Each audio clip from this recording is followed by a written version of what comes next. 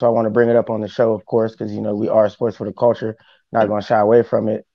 But what are everybody's thoughts on exactly what he said? I don't have the comments right in front of me, but if I elaborate, it was along the lines of black athletes not necessarily care a little bit about caring about their brand, about their Instagrams and things of that nature, more so than being focused on being a good teammate and what they can do for their team.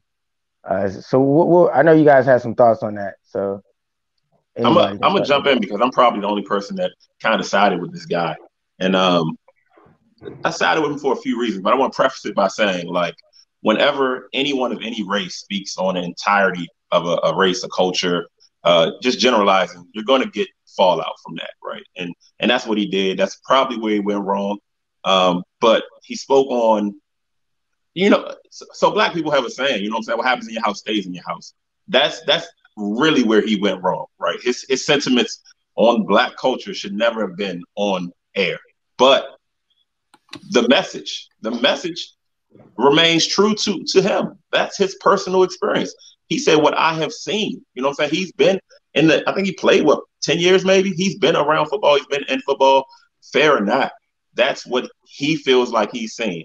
And he also comes from one of those generations where they might not have the tools to convey exactly what they're trying to say, but if you're a minority, you know what he was saying. You cannot mess up these golden opportunities that we don't often fall into. And he was speaking to specifically young black athletes. And it wasn't because white athletes don't do this. It was because he's a black man speaking to a race that represents him. He was excluding them, not because they don't do it, but because the message wasn't for them. And I think that kind of got lost. I heard a lot of, well, what about Johnny Manziel? What about a lot of other guys? Johnny Manziel was rich before football. He was fine before football. He'll be fine after football. A lot of young black athletes, this is how they're going to support their family. This is how they're going to try to create generational wealth. And he was just basically sounding an alarm. It's a wake-up call. And I think a lot of people, man, we live in an era where criticizing people has become like, it's almost out of norm. It's out of practice now. You can't really criticize someone without getting fallback. You can't criticize groups. You can't criticize anything. You can't really have a critical opinion without getting blasted. He had a critical opinion, and it was just that, an opinion. It wasn't an indictment on all black athletes. We know Russell Wilson. We know Pat Mahomes. We know Lamar Jackson. So to know these guys, and he would know them better than most of us. He probably has personal relationships with some of them. He knows very well that black quarterbacks can be successful. Black athletes can be successful by working hard. But what he was saying, he was speaking to that minority of the guys that don't get it right, that don't understand it. He named Jamarcus Russell. He named Haskins. There's a boatload of other guys with off the field issues that kind of are indicative of not prioritizing your career, you know what I'm saying, versus your personal life. And that's what it came down to. I've got to disagree, man. I've got to disagree because one, I don't think it came down to your career versus your personal life. Because one of the main things in Booger's points that he was making was about branding. He was having, his main issue was that he felt like, players are coming in not taking it seriously, more focused on their brand and their career. And is branding not your personal life? Is that not what you're doing outside of your job? Yeah, I don't think that's what he was getting at. But I think, and I don't know. I could be wrong. But I also don't want to get into the business of just criticizing Booger McFarland. You know what I'm saying? Because at the end of the day, I don't really blame Booger McFarland for the way he feels necessarily. He's only a product, right? But at the end of the day, the one point that I do think was valid that you brought up was that he's talking about a minority of people, right? He's talking about a small minority of players, right? But he decided to generalize and use big, wide terms that cover huge amounts of people, right? He started talking about 70% of the league. So now you got people's minds thinking about, you're talking about 70% of people, right? You're talking about, I'm talking to the African-American players because these are the ones that do it the most, especially the African-American players. When you're talking in these kind of terms, didn't say that. He didn't say that. He did say He that. did not Hold say up. these are the Here, ones that do it the most. No, I didn't say it. I said he said especially the African American players. He yeah, said I have the quote these right are here. If you facts. want, I can read the quote if you want. If you Yeah, go want ahead and Please. read here. it all, man. Here's the exact quote. Oftentimes, young players, especially, I'm going to go ahead, especially young African American players, because they make up 70% of this league, they come into this league and ask themselves the wrong thing. They come into this league saying not how can I be a better player? They don't say how can I be a better teammate? They don't say how can I be a better person? How can I get my organization over the hump? Here's what they come in saying. They come in saying, how can I build my brand better? How can I build my social media following better? How can I work out on Instagram and show everybody that I'm ready to go? But when I go into the game, I don't perform. That's the Right, quote. right, and then later on in the line he said it bothers me because a lot of it is the young African American player. They come in and they don't take this as a business. It's still a game to them. So what I'm saying is what he did by generalizing in that way is he just discounted the countless amount of players that take this shit seriously enough to die over. And that is the overwhelming majority of players in the NFL. They don't take this as a game. They're dead serious about this. But when a Jamarcus Russell happens, or when a Dwayne Haskins happens, we have our own people doing the work for them and saying that it's all of us, or implying that it's all of us with the problem, implying that it's the black athlete with the problem. When this is an individual problem, this is a Jamarcus Russell problem. This is a Dwayne Haskins problem. These guys coming in and not taking this seriously, it's not a black athlete problem, because for every Jamarcus Russell, there's 10 or 20 guys like a Lamar Jackson or Aaron Donald who live and breathe it, right? For every Dwayne Haskins, there's 10 or 20 Russell Wilsons, right? Guys that take it more seriously than anything in their life. So when you start generalizing like that, and you're talking about a large, group of people, it's just irresponsible, man. It's very, very irresponsible. And I'm not saying I didn't understand what Booger McFarland is saying. What Booger McFarland wanted to say is, I wish African American quarterbacks like Dwayne Haskins took it more seriously. But you got to single out every single part of that conversation, because once you start generalizing, now you're attributing things to people that do not do that, and that in fact do the exact opposite. And it's just very, very irresponsible, especially on a platform as wide as the show on ESPN is. I mean, that show is not for the black community, right? That show is for the masses. So this is what you're putting out to the masses.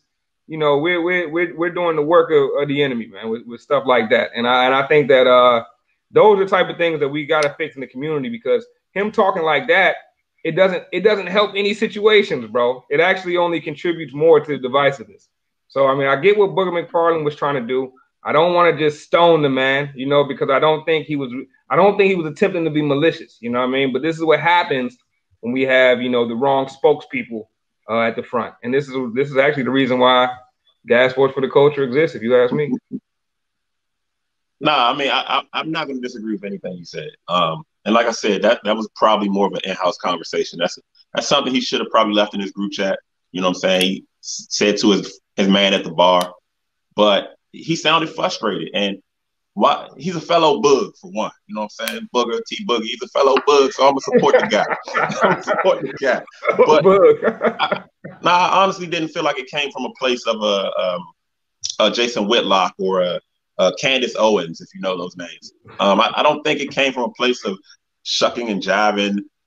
For me, it felt really frustrated. And a lot of times when we're frustrated, right, we're not our best selves. And we say things, our message is diluted, it's convoluted. And I think that's what happened.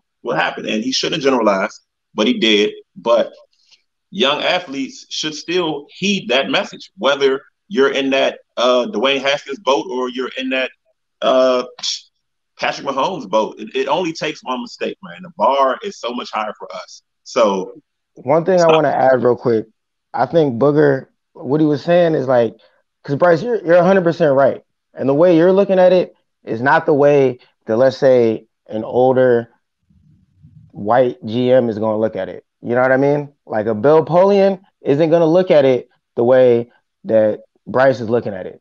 So I really think that's where Booger's coming from. As a guy who played in the NFL, he probably knows better than most You give them one excuse, they're going to use it not just against you, but against the guys trying to come up. And that's not fair. It's not It's not. right. That's not how it should be. It's But not. it's a reality. It's just part of the reality. But Scruff, I want to let you jump in though. Nah, I mean, I tend to agree with Bryce in this situation, just because it reinforces a negative stereotype. I agree. I think most players in the NFL work generally hard. I think the Jamarcus Russells and the Dwayne Haskins situation, I think it applies to. There's a lot of guys that don't study their playbook. And I agree. I don't think it's a race thing. But I think when you reinforce it, coming from a former player that's black, I think it's a bad look. I mean, this is the point, man, and it's not something that's foreign to black households. I mean, immaturity is common to all races, right? It's typically related to age. You haven't lived enough life to understand the value of what you're doing or what you're not doing. But with that bar being so different from us, you got to be 3 times as good, and you can't give them that wiggle room. You know what I'm saying? You can't give them that margin of error to make excuses and say, well, this is why we shouldn't get the next black quarterback. And Booger's comments kind of really fused the fire, right? I think that's what he said on Twitter, right, Bryce? He added fuel to the flame a little bit. And I only agree to a point, because I feel like those comments did not convert anybody that didn't already, you know what I'm saying, that wasn't racist or felt that way. It didn't convert anybody. And if you already felt that way, maybe it reaffirmed how you already felt. But those guys don't tend to come back over in the first place.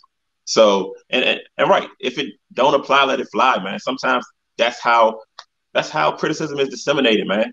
You've been at offices, you've been in households, you've been in places where the whole team played bad. You thinking to yourself, I had 2 touchdowns. What are you talking about? But it's not for you. But you don't stand up there and tell the coach, you ain't talking about me. You let that message reach who it was supposed to reach, and you don't worry about it otherwise, because then the message, it really gets lost. He could package it better, but again, I don't think the generation of men before us always have the tools to package it better. This should be a learning lesson for Booger, not a time to cancel him or, you know what I'm saying, get him out of the paint. Yeah, no, I don't think it's time to cancel him, man. But I'm also not sure, especially, the more and more I listen to his comments, I'm not sure that he was speaking from that place that you kind of just spoke from, T. I'm not sure that Booger was speaking from that place of trying to give advice. It didn't really seem like an advice moment. It seemed more like a finger pointing moment to a whole people. And I think that's the thing that alarmed me the most, because at this point, Booger's only a couple more comments away from being a Charles Barkley or being a Jason Whitlock at this point. I mean, a couple more comments like that, and we start to really question, like, Booger, what angle are you taking with this? And I think for me, that's exactly what it did. I'm not canceling Booger, but Booger's definitely on watch right now. Booger's got a target on his head, and he's only got a few more comments. He's only got 1 or 2 more comments like that before I think he's kind of shown himself. At the end of the day, man, people go and show themselves. I'm not saying Booger's a bad guy, but one thing about Booger for sure is he is missing. He's missing it. He's missing it a little bit. And I said that on Twitter. I said Booger's missing it if he ever had it, because I'm not sure he ever had it. But what he's missing is the fact that this is not a black player thing. This is a player thing. There are players that come in that take this shit for granted and that let it fly by the wayside. This is a player thing. It's not a black player thing. And I think when he brought the race element in, without addressing other races, when you bring the black element in, you don't say, hey, there's other races that have done this same thing. Like, for example, right? The example he pulls is Jamarcus Russell. That's 10 plus years ago. So you're not even pulling a recent example. You're using Dwayne Haskins, then Jamarcus Russell. This is over 10 years apart, and you're telling me that this is a black player thing. If it's a black player thing, why are we taking 2 examples 10 years apart? Like when there was a Johnny Manziel in between them, right? I got a couple examples that you guys might like. A guy that didn't really study his playbook too well, but lasted a little bit in the league, Sam Bradford. There's another guy who kind of just cheated the league out of some money, never really gave a damn. I think his name was Jay Cutler. There's a guy by the name of Jeff George that didn't really study the playbook too well either. And the guy that takes the cake, Ryan Leaf. So I mean, we could name a lot of players. I don't know if those guys fit the exact narrative that Booger was hitting at, But we got to be fair, man, because you're right, Bryce. It is a player thing in the NFL. But I think it's safe to say we can leave comments like Booger's back in 20.